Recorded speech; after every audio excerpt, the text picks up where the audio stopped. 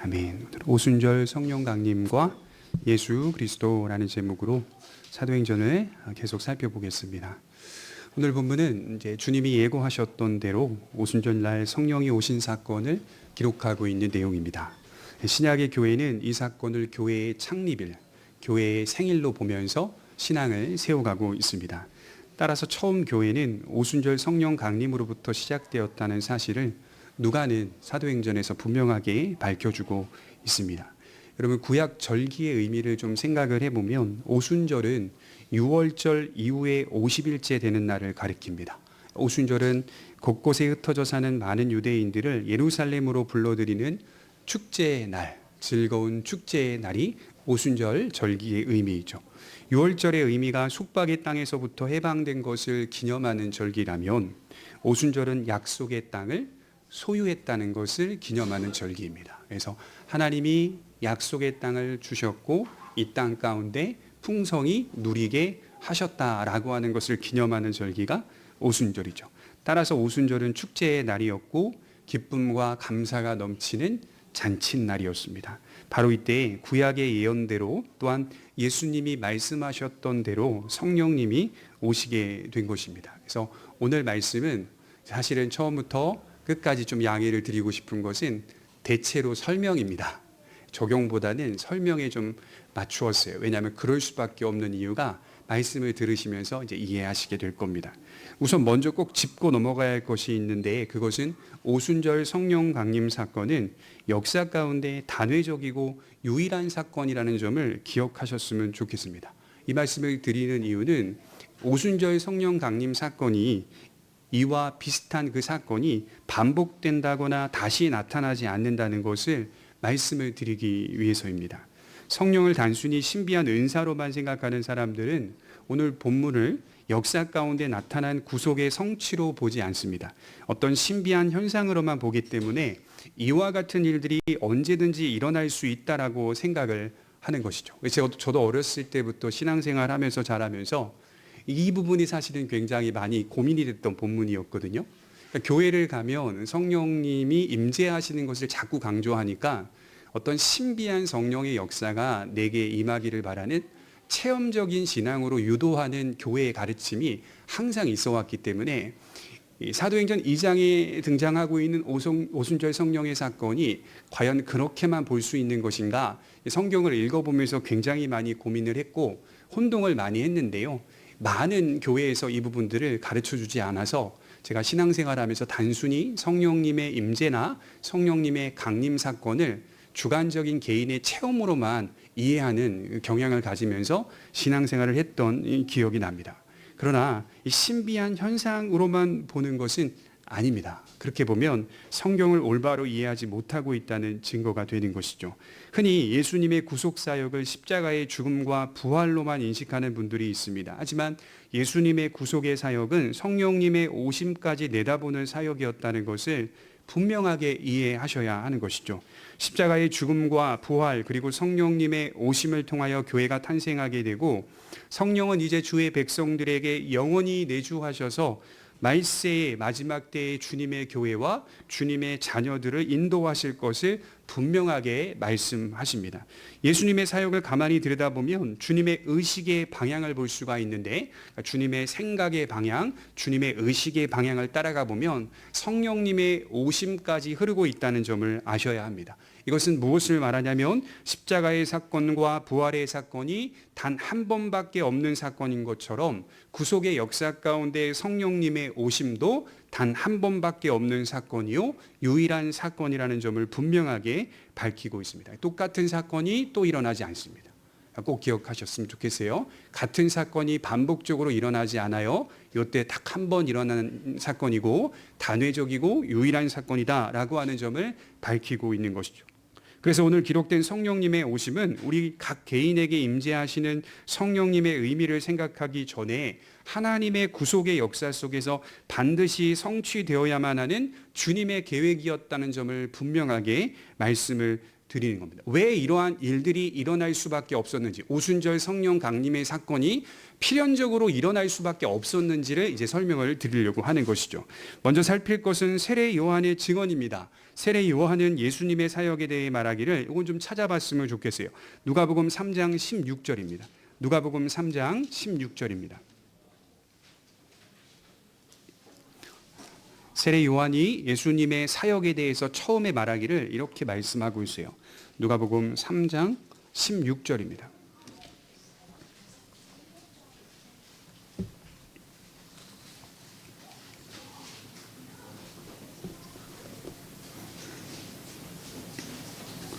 (16절과) (17절) 같이 읽겠습니다.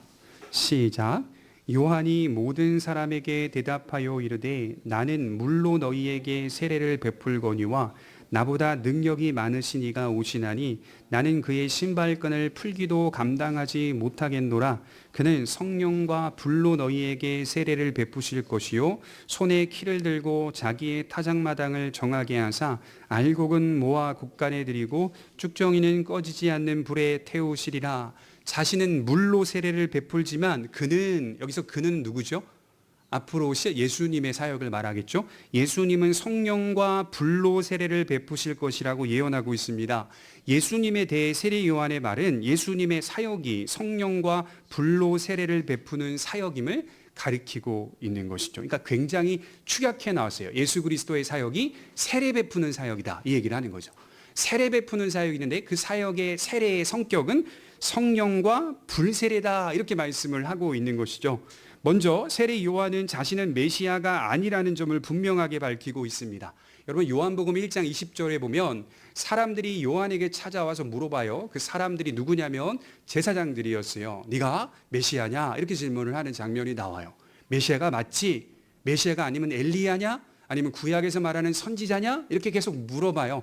그 당시에 많은 유대인들이 메시아를 대망하고 있었다는 증거 아니겠습니까? 그때 요한이 말하기를 나는 아니로라, 계속적으로 답변을 해요. 나는 아니로라. 그러면 너는 누군데? 이렇게 마지막에 물어봤을 때 요한이 이렇게 말합니다. 주의 길을 걷게 하라고 광야에서 외치는 자의 소리다. 저는 오늘 말씀을 준비하면서 요한의 이 고백이요, 되게 뭉클했어요.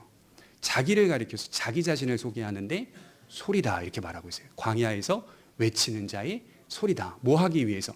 주님의 길을 곧게 펴기 위해 먼저 앞서 나서는 소리일 뿐이다. 저는 이제 목사뿐만이 아니라 모든 성도들이 이와 같은 인생을 살아야 된다. 우리는 다 소멸되고 사라져야 되는 거예요, 역사 속에서. 단지 이 인생 가운데 우리가 감당해야 할 사역은 소리로서 서는 겁니다. 소리로서 하나님의 길을 곧게 피는, 하나님의 사역을 잘 감당하는, 정말 이런 신앙이 귀한 것 같아요. 그리고 이런 신앙을 가진 목사님들도 귀한 것 같고, 이런 신앙을 가진 성도님들도 교회 공동체 가운데 많이 있다면 그 교회는 정말 건강하고 든든한 교회가 아닌가라는 생각들을 많이 하면서 은혜를 많이 받았습니다. 요한은 분명히 밝혀요. 나는 아니다. 나는 소리일 뿐이다. 내 뒤에 오시는 이가 메시아다라고 밝힙니다. 그런데 예수님의 사역이 본질적으로는 세례의 사역이었다는 점을 밝히고 있습니다. 여러분, 주님의 공생애를 세례의 사역으로 종합해 놓은 거죠. 예수님이 설립하실 왕국의 특징이 세례라고 하는 것을 명백히 하면서 준비적인 사역으로서 자신은 물로 회개의 세례를 베풀었을 뿐임을 밝히고 있습니다. 그래서 세례 요한의 사역은 그분의 길을 예비하는 선구자의 사역이었다는 점을 말씀하고 있죠. 예수님께서 세우실 나라 전체의 활동을 종합적으로 관찰해 볼 때 그분의 사역의 가장 중심되는 특징을 성령과 불의 세례로 묘사하고 있다는 것이죠. 그분은 나와는 달리 죄인들에게 내적인 참 세례를 베푸실 것이라는 말입니다. 이것은 예수님의 한 세례 안에서 두 가지의 국면이 영혼 가운데 들어가게 될 것이다. 교회 속에 적용되게 될 것이다 라고 말씀을 하는 것이죠. 다시 말해서 성령의 세례가 따로 있고 불세례가 따로 있다는 두 가지의 세례를 말하는 것이 아니라 주님의 참 세례 안에서 두 가지의 국면이 역사할 것이다 라고 말씀을 하는 겁니다. 성령의 세례는 축복의 국면을 말하는 것이겠고, 불세례는 뭘 말하겠습니까? 심판의 국면을 말하는 것입니다. 그럼 우리는 질문이 나오죠. 예수님께서 어떻게 축복의 세례와 심판의 세례를 함께 주실 수 있는가라는 질문이 나옵니다. 그 대답은 예수님이 이 세상에 오신 목적과 연결이 되어 있어요. 예수님은 인간 안에 있는 죄의 문제를 해결하시기 위해 오셨다라고 말하죠. 로마서 6장 23절에 보면 죄의 삭은 사망이요, 히브리서 9장 27절에 보면 한 번 죽는 것은 사람에게 정하신 것이요 그 후에는 심판이 있으리니 라고 말씀을 합니다. 인간은 죄로 인하여 죽을 수밖에 없고 또 심판을 받아 마땅하다는 사실이죠. 그래서 성경은 예수님에 대하여 단번에 제사로 드려 죄를 없게 하시려고 세상 끝에 나타나셨느니라. 예수님의 나타나심이 세상 끝에 나타나셨느니라. 히브리서 9장 26절에 말씀하고 있어요. 그리고 정말로 주님은 우리의 죄를 해결하시기 위해 십자가에서 죽으셨습니다. 그것은 우리를 대신하여 죽으신 사건이었다는 것이죠. 바로 이 사건을 세례의 두 번째 국면인 불의 세례다라고 말씀을 드릴 수가 있습니다. 사실상 예수님의 십자가의 죽음은 우리가 받아야 할 심판의 세례다라고 말씀을 드릴 수가 있겠죠. 우리가 심판을 받아야 할 그곳에 예수님이 대신 심판을 받으셨다는 겁니다. 여러분, 누가복음 12장 50절을 한번 찾아보겠습니다. 누가복음 12장 50절에 예수님도 어떻게 말씀하시는지를 보세요. 누가복음 12장 50절입니다.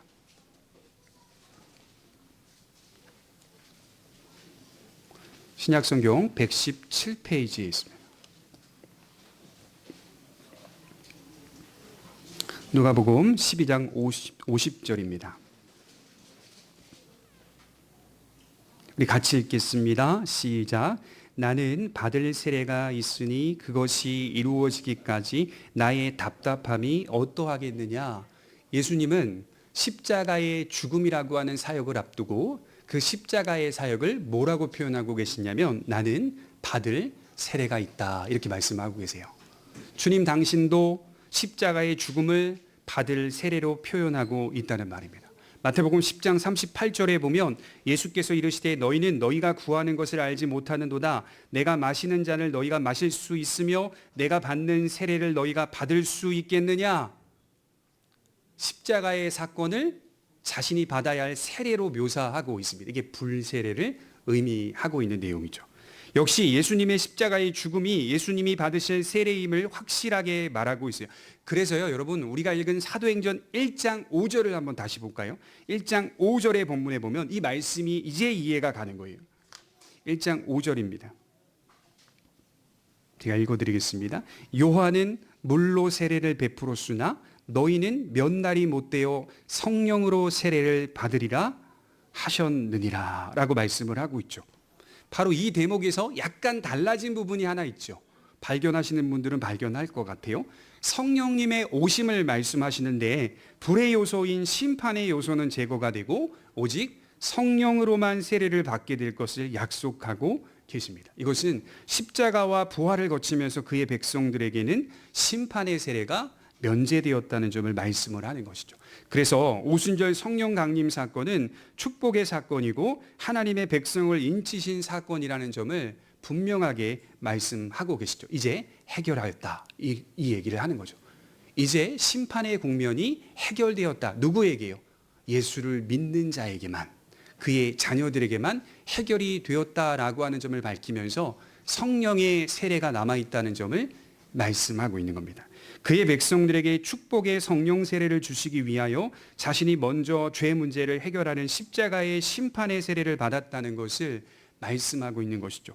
따라서 오늘 오순절 성령의 사건은 예수님께서 성취한 구속의 사건, 즉 주님의 십자가의 죽음과 부활과 연결되는 서로 때려야 뗄 수 없는 관계 가운데 발생했다는 사실을 말씀하고 있습니다. 그래서 제가 분명하게 말씀을 드렸듯이 이 사건은 단회적이고 유일한 사건이다 라고 말씀을 드리는 거예요. 자, 두 번째로 우리가 생각해 볼 것은 예수님 당신의 증언입니다.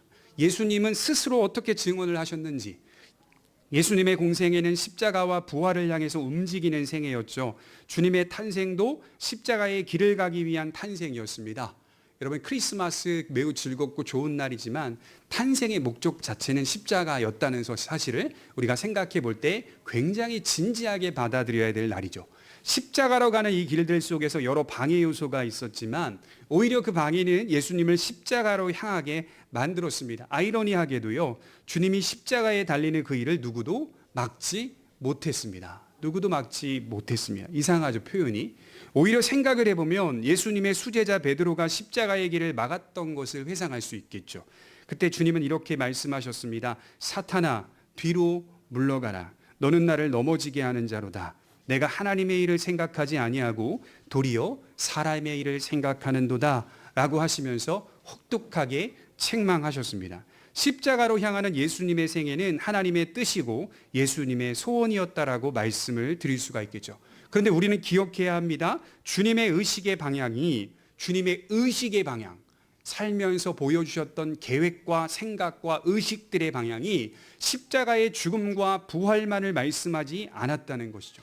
그분은 중간중간마다 이런 언급을 하십니다. 요한복음 16장 7절에 그러나 내가 너희에게 실상을 말하노니 내가 떠나는 것이 너희에게 유익이라. 내가 떠나가지 아니하면 보혜사가 너희에게로 오시지 아니할 것이요 가면 내가 그를 너희에게로 보내리니 그가 와서 죄에 대하여 그가 와서 의에 대하여 그가 와서 심판에 대하여 세상을 책망하시리라. 또한 요한복음 14장 16절에 내가 아버지께 구하겠으니 그가 또 다른 보혜사를 너희에게 주사 영원토록 너희와 함께 있게 하리라. 요한복음 16장 13절에 그러나 진리의 성령이 오시면 그가 너희를 모든 진리 가운데로 인도하시리니 그가 스스로 말하지 않고 오직 들은 것을 말하며 장래일을 너희에게 알리시리라. 이게 다 무슨 말이죠? 주님의 의식의 방향을 말하고 있어요.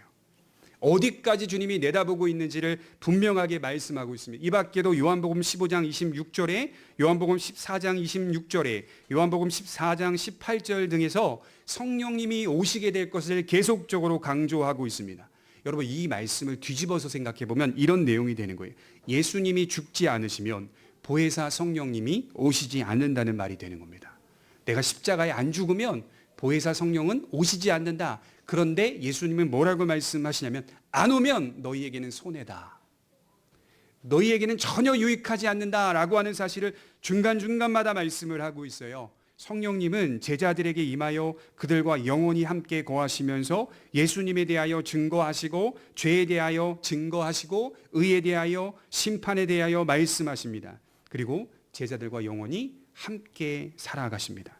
예수님의 생각의 방향을 읽을 수가 있어야 돼요. 그분의 의식의 방향은 십자가의 죽음과 부활과 승천을 거쳐서 오순절 성령 세례의 사건에 있었다라고 말씀을 드릴 수가 있습니다.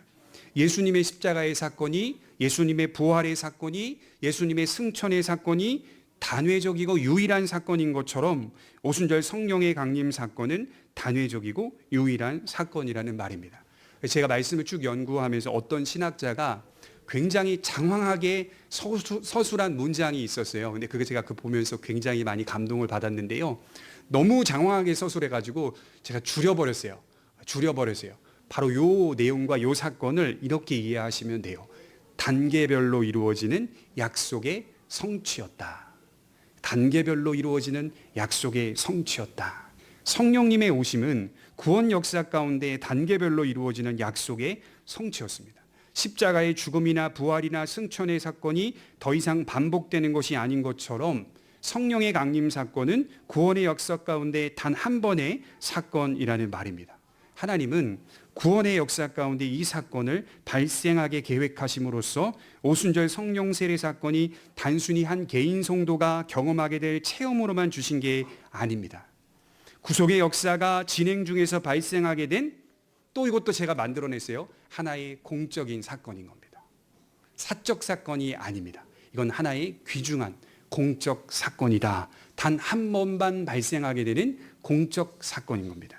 우리 세 번째로 생각해 볼 것은 예수님의 의식의 방향을 따라가 보면 성령님의 오심만이 아니라 교회의 설립을 계획하고 계셨다는 말입니다. 여러분 신약교회의 설립은 오순절 성령 강림으로 시작합니다. 2장 41절에 말하고 있듯이 베드로의 설교를 듣고 회개한 성도들의 수가 3,000이나 더하더라. 이게 초대교회의 첫 모습이에요. 성령을 받고 베드로의 하나님의 말씀의 선포를 듣고 많은 사람들이 회개하여 세례를 받고 3,000명 이상의 사람들이 초대교회에 모이게 되면 이게 첫 교회의 모습입니다. 예수님께서 공생애를 시작할 즈음에 제자들을 불러 모으시는데 그때 여러분 베드로에게 한 말씀을 떠올려 보십시오. 요한복음 1장 40절을 보면 안드레의 소개로 베드로가 예수님을 만나게 되는 장면이 나오는데 그때 우리 주님은 처음 보는 베드로를 향해서 이렇게 말씀하셨어요. 네가 요한의 아들 시몬이냐? 장차 게바라 하리라. 딱 그냥 보자마자 말씀하셨어요. 네가 요한의 아들 시몬이냐? 장차 게바라 하리라. 여러분 게바라는 단어는요 수리아 단어이거든요. 수리아어인데요. 헬라식 표현으로 말하자면 베드로입니다. 베드로. 그래서 게바라는 단어와 베드로라고 하는 단어는 민족적으로 다른 발음의 단어일 뿐이고요. 실제로는 같은 뜻입니다. 베드로, 게바. 무슨 뜻이죠? 바위, 반석이라는 뜻이잖아요. 바위, 반석. 여기 보시면 앞으로 그렇게 될 것이라고 말씀하고 계세요. 너는 반석이다. 내가 반석이다. 이렇게 말씀하시지 않고 문법을 보면 장차 게바라 하리라. 장차 게바라 하리라. 이렇게 정확하게 표현하고 있어요. 시몬이 반석이 되는 것은 신약교회의 설립과 관련되어 있고 신약교회는 예수님을 주님으로 하나님의 아들로 고백하는 사람들로 구성되어야 하기 때문입니다. 여러분 베드로는 아직 주님을 처음 만났을 때 아직 주님을 하나님으로 모시지 못했어요. 예수님을 하나님의 아들로 고백할 수 없는 상태였어요. 예수님을 나의 구주로 믿지 못하고 있는 상태였어요. 그래서 주님은 말씀하셨어요. 장차 게바라 하리라 라고 말씀을 하셨어요. 하지만 주님의 공생의 후반부에 가보면 베드로에 대한 평가가 또 달라집니다. 마태복음 16장 15절에 보면 사람들이 인자를 누구라 하느냐 너희는 나를 누구라 하느냐라는 질문 앞에서 베드로는 뭐라고 말씀하냐면 당당하게 주는 그리스도시요 살아계신 하나님의 아들이시니이다. 달라졌잖아요. 처음 만났을 때와 주님의 공생의 말미 후반부에 갔을 때에는 베드로의 신앙은 완전히 달라졌어요. 주는 그리스도시요 하나님의 아들이시니이다. 주님은 흡족해 하시면서 칭찬과 함께 이런 약속을 주십니다. 또 내가 내게 이르노니 너는 베드로라. 내가 이 반석 위에 내 교회를 세우리니 음부의 권세가 이기지 못하리라. 아까 뭐라고 말했죠? 내가 장차 게바라 하리라 이렇게 말씀하셨다고 했죠. 그런데 후반부엔 뭐라고 말합니까? 이제 너는 게바다 이렇게 말하고 있어요. 게바라 하리라 이게 어디가 버렸어요? 이제는 너는 베드로라 이렇게 말하고 있어요. 지금 베드로다. 지금 게바다라고 말씀하고 있어요. 쉽게 표현하자면 너는 장차 반석이 될 것이다 해서 너는 지금 반석이다로 변했습니다. 베드로의 신앙의 변화가 일어난 거예요. 여기서 우리는 그런 베드로의 변화 앞에서 주님이 교회를 세울 것을 약속하시는 장면도 같이 목격하게 됩니다. 그런데 여러분 재밌어요. 이 약속의 말씀을 보면 매우 적절하고 타당합니다. 주님이 교회를 지금 세운다라고 또 말하지 않으세요. 제가 다시 한번 읽어드릴게요. 마태복음 16장 18절에 또 내가 내게 이르노니 너는 베드로라. 내가 이 반석 위에 내 교회를 세우리니 음부의 권세가 이기지 못하리라. 지금 교회 세운다 이렇게 말하지 않아요. 세우리니 미래시상입니다. 앞으로 세울 것이다 라고 또 말씀을 하고 계십니다. 주님의 교회를 앞으로 세울 것이다 라고 약속하십니다. 왜 당장 교회를 세운다고 하지 않으셨을까요? 그 당시의 형편을 한번 생각해 보세요. 예수님의 죽음과 부활 사건이 아직 미래에 남아 있었기 때문에 구속의 사건이 성취되기도 전에 구속의 복음을 책임지고 전파할 교회를 설립할 수 없었기 때문입니다. 왜 그럴까요? 예수님의 죽음과 부활 이전에 신약의 교회를 설립하게 되면 교회는 전파할 구체적인 메시지가 없는 거예요. 뭘 전해야 되죠? 십자가 사건이 일어나기도 전에 교회가 세워져 버리면 교회가 나가서 뭘 전해야 되죠? 무엇을 말해야 되죠? 무엇을 증거해야 되죠? 구체적인 메시지가 없기 때문이에요. 그래서 주님의 의식의 방향을 따라가 보면 오순절 시기에 교회가 성령님의 오심으로 창립하게 될 것을 생각하신 겁니다. 그러니까 다 이루신 후에 주님이 모든 것을 다 이루신 후에 그 다음 성령으로 말미암아 교회가 시작하게 되어야 한다는 것을 주님이 약속하고 계시는 거죠. 종합을 해보면요. 교회의 설립 사이에 주님의 죽음과 부활과 승천과 오순절 성령 강림이 단계별로 이루어지고 있다는 사실을 아셔야 합니다. 누가복음 24장 49절에 너희는 위로부터 능력으로 입혀질 때까지 예루살렘 성에 유하라 이렇게 기록되어 있습니다. 오순절 사건은 교회의 성령의 능력을 부여한 사건입니다. 교회의 설립은 오순절의 성령의 강림으로 이루어졌습니다. 교회는 예수님의 구속 사역을 근거로 성령에 의해서 세워진 구속 공동체인 것이죠. 그래서 가만히 제가 말씀을 준비하면서 생각을 해봤어요. 여러분, 세상에는요, 많은 단체들이 있습니다. 외형적으로 볼 때도 교회 역시 세상의 많은 단체들과 다를 바가 없는 것처럼 보일 때가 많았습니다. 제가 어렸을 때부터 교회에 와서 신앙생활을 하면서 살아가면서 느꼈던 게 뭐냐면 교회도 다르지 않네? 라는 것이었습니다. 그건 부정적인 입장이 아니라 교회에 움직이는 모든 것들이, 운영 방식이나 나아가는 모든 방향들이 사람이 다 주도하고 있다는 것을 보니까 세상의 단체와 교회라고 하는 공동체라고 하는 이 단체도 어떻게 보면 크게 다를 바가 없는 단체가 아닌가, 그런 생각들을 굉장히 많이 했습니다. 그런데 이 부분들을 극복하기 위해서 오순절이라고 하는 교단들, 특별히 은사를 많이 강조하는 교단들은 교회 속에서 성령의 신비한 현상들을 많이 강조함을 통하여서 교회는 세상과 다른 단체라는 것을 계속적으로 강조하는 가르침을 많이 들었습니다. 그러니까 그런 현상을 통하여서 세상과 우리는 다른 단체다라고 하는 것을 계속 가르치고 있더라고요. 굉장히 위험한 가르침이고 굉장히 성경을 잘못 이해하고 있는 것입니다. 우리가 오늘 배웠듯이 세상 단체와 교회라는 단체에 아주 큰 차이점이 하나 있습니다. 그건 뭐냐면 존재하는 수많은 단체와 공동체들은 인위적으로, 인간이 스스로 인위적으로 구성한 단체입니다. 시작이 인위적으로 구성했다고요. 인간이 시작했다고요. 인간이 만들었고 인간이 어떤 목적에 의해 단체를 세웁니다. 그런데 정말 흥미로운 건 교회는 성령에 의해서 자연적으로 구성된 공동체입니다. 시작이 그렇게 시작이 돼요. 교회는 인간이 만들어낸 단체가 아닙니다. 성령님께서 세운 단체가 교회입니다. 이게 세상의 단체와 교회라고 하는 단체가 아주 극명하게 갈리는 모습입니다. 고린도전서 12장 13절에 보면 우리가 유대인이나 헬라인이나 종이나 자유인이나 다 한 성령으로 세례를 받아 한 몸이 되었고 또 다 한 성령을 마시게 하셨느니라. 성령으로 세워진 교회 공동체라고 하는 것은 신자와 불신자를 구분하는 기준도 됩니다. 성령은 기독교인의 시작이 언제부터인지를 분명하게 표시해 주기도 합니다.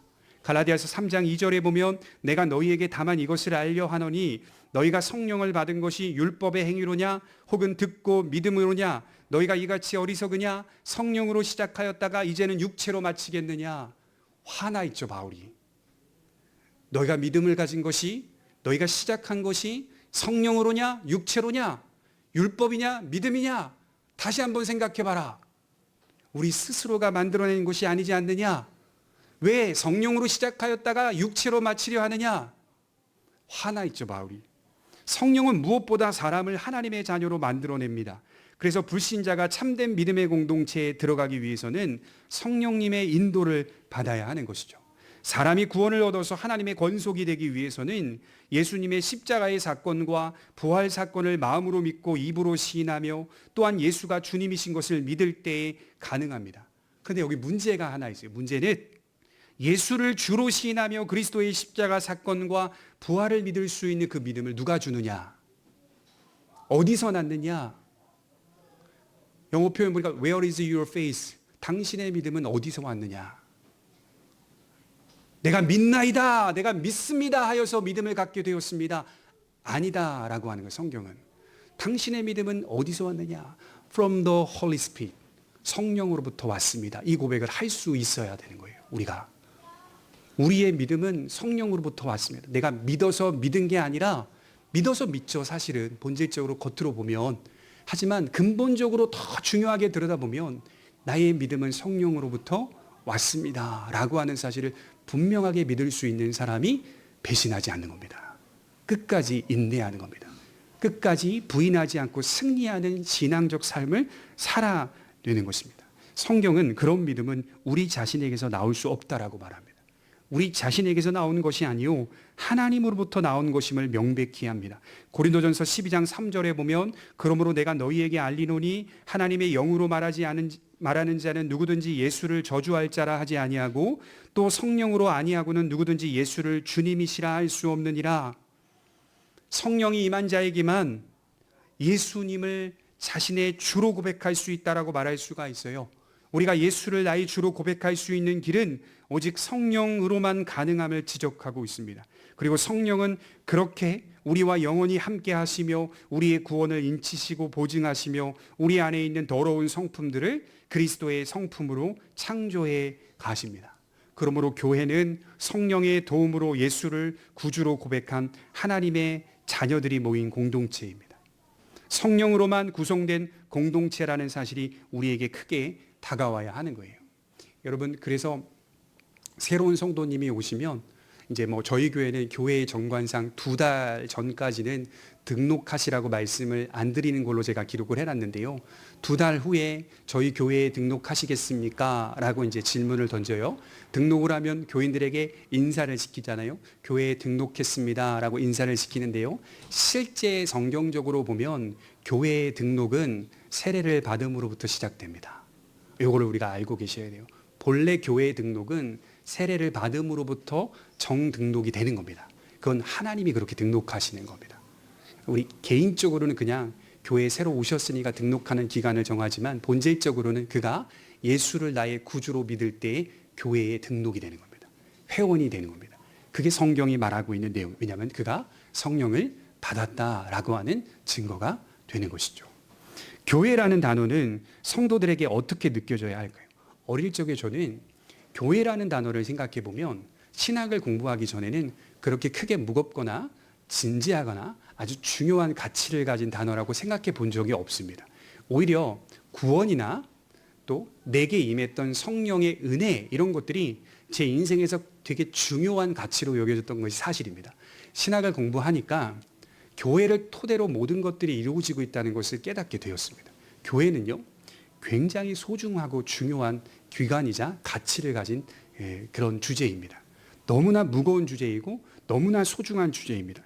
그리스도의 핏값으로 교회의 기초가 세워지고 성령께서 교회에 그리스도의 사역을 적용시키셔서 교회는 오직 그리스도와 성령 그리고 하나님의 말씀으로만 세워지는 구원의 공동체라는 것을 진정 깨달을 때 우리는 교회라는 단어가 그리 가볍지 않고 가장 복되고 소중한 단어임을 깨닫게 되는 것이죠. 그래서 이 의미를 이제 알고 나서는 때로는 그래요. 때로는 우리 성도님들이 매주 그런 건 아니에요. 죄송하지만 때로는 성도님들이 주일에 오셔서 졸기도 하시고 앉아 계시기도 하시고 그러면 제가 표정에서는 안 드러나도 크게 마음속에 감동이 될 때가 있어요. 하나님이 교회로 삼으셨구나. 교회로 부르셨구나. 이걸 제가 마음속으로 묵상을 하니까 한 성도 한 성도님들이 타락하고 분주하고 바쁘고 자기만 생각하는 이 정말 혼탁한 세상에서 예수님을 나의 구주로 믿고 예수 안에서 살고자 하는 분명한 목적을 가지고 나와 예배를 드리고 있다는 사실이 저에게는 크게 감동이 되고 위로가 될 때가 있습니다. 여러분, 서로를 보면서 위로를 받으실 수 있어야 돼요. 이 험한 세상에 성령이 우리를 부르셔서 한 그리스도와 한 성령 안에서 함께 예배 드릴 때, 오래전에 제가 한참 전에 수년 전이죠. 어느 경기도의 어느 지역에 잠깐 바람 쐬러 갔다가 외국인을 만났는데 미국 사람이네, 미국 교사인 것 같아요.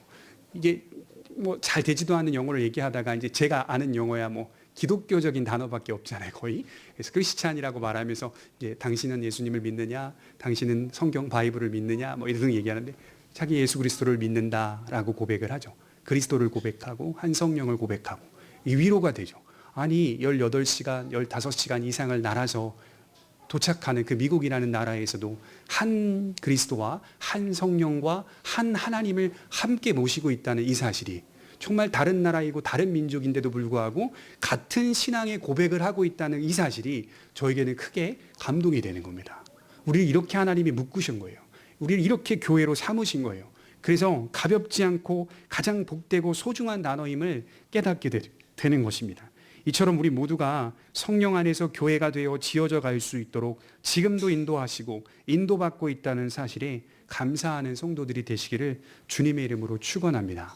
다음 주에는 제가 오늘 본문 읽은 본문에 대해서 성령의 임재하시는 현상과 사건과 이런 모습들을 교훈적 상징과 의미로 잘 또 자세히 설명해 드리도록 하겠습니다. 기도하도록 하겠습니다.